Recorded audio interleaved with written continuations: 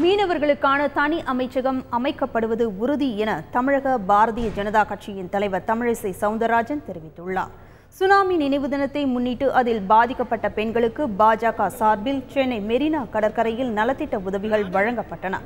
இதில் கலந்து கொண்டு பேசிய தமிழிசை, பல ஆயிரம் கோடி ரூபாய் மதிப்பில் ஆழ்கடலில் மீன்பிடிக்கும் திட்டத்தை மத்திய அரசு அமல்படுத்தும் என்றார்.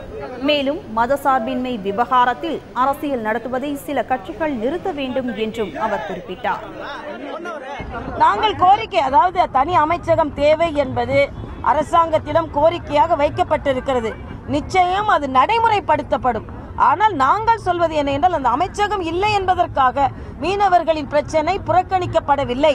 நிச்சயம் அமைச்சகம் ஏற்படுத்துவதற்கு எங்களது கோரிக்கையை வைப்போம். அரசாங்கம் அதற்கு செவிசாய்க்கும்.